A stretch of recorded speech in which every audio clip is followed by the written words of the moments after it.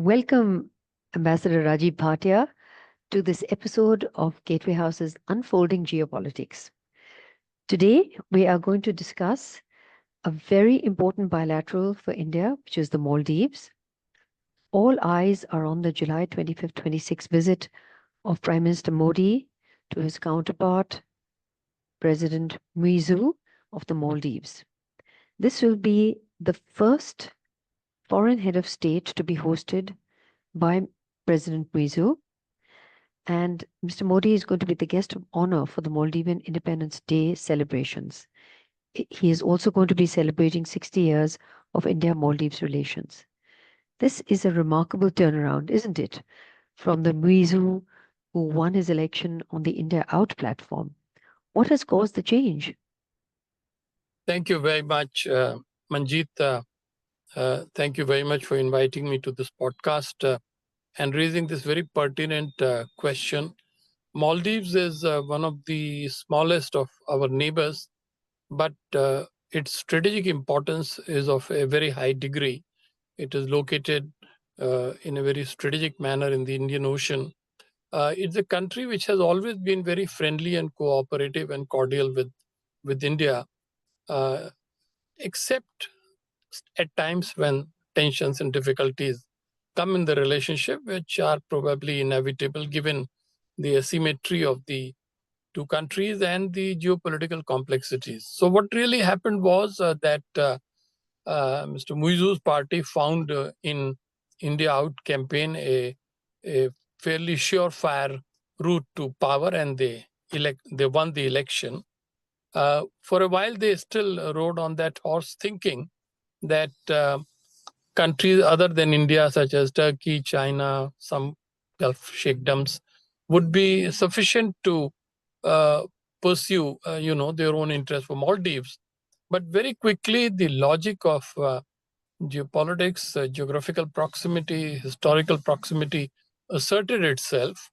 And so, after a highly publicized visit by the president in January last year to China, slowly reality began to catch up. And it was in that context, India worked patiently and pragmatically. Our external affairs minister went to Maldives in August, and by October, lo and behold, President Muizzu was paying a very important visit to India. The relationship was put back on an even keel, and now Mr. Modi's visit is the chance to take it to a new level. I'm hearing from our friends and sources in Delhi here that quite a few new initiatives may be announced, but the most important thing is that India recognizes the need of Maldives, the importance of Maldives in its neighborhood first policy and in the new vision of Mahasagar that Mr. Modi had announced recently on a visit to Mauritius.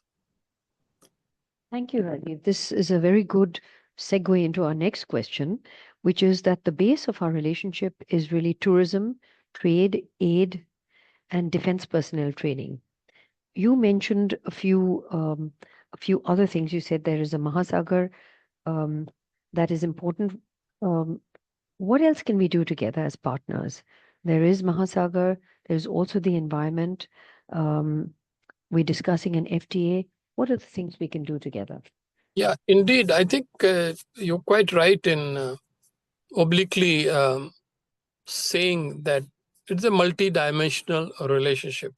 I cannot think of any domain which is excluded from coverage as far as India, Maldives are concerned. Apart from the various facets you mentioned, there is this significant issue of the people-to-people relationship. India has over the years invested heavily in helping Maldives to develop its human resources through our extensive aid under the ITEC program and other bilateral cooperation programs. India has extended support in the small impact community development projects. But since you asked about what more and where more we can work together, I think the first is very much the regional maritime security domain. And India Maldives, Sri Lanka, Mauritius, Seychelles. We are all working together for the Colombo Security Dialogue Forum. So this is where we can take care of the traditional and non-traditional threats to security. That is one very significant thing. And the second thing is that by demonstrating to the world that a large country like India and a small country like um, uh, Maldives can work together on the basis of equality and mutual respect would be the best way to take our message forward. So these two areas I would specifically highlight at the stage. Thank you, Rajiv. There are two very large countries that can do play a significant role in the Maldives. One is China, of course, and we know what happened with that. But still, China is very present and helping to build the infrastructure. The other one is the United States, for whom Maldives and its positioning in the Indian Ocean is really strategic. Can the US help us be a good partner to us and at least find a way of keeping China at bay?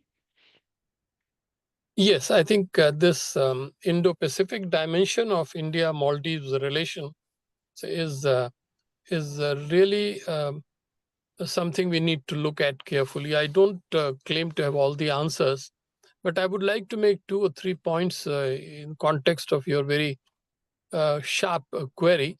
First of all, China is very much there. I think just because our media does not think it fit to report regularly on China-Maldives relations does not mean that the relationship is fraying. In fact, that relationship is very strong, although it is marked by some tensions and some disappointments. I think China has not been able to extend to Maldives the kind of financial assistance Maldives may have expected. So we have to take Maldives' relationship with China always into consideration. And secondly, this can be truly countered not just by the US, but by, I think, our Quad partners. US approach is potentially very significant, but I think there's some ambiguity of late. India does need to have a clear dialogue with the US on their South Asia policy so that not just Pakistan, but even Bangladesh, Myanmar, Maldives, everywhere we have to have more convergence. I'm happy to report in the end that the other Quad partners, Australia and Japan, are certainly playing a complementary role. Australia has recently decided to gift a naval vessel to Maldives, which is very good. It will strengthen their capabilities. Japan is helping Maldives economically, and there I'm sure there's considerable coordination with India.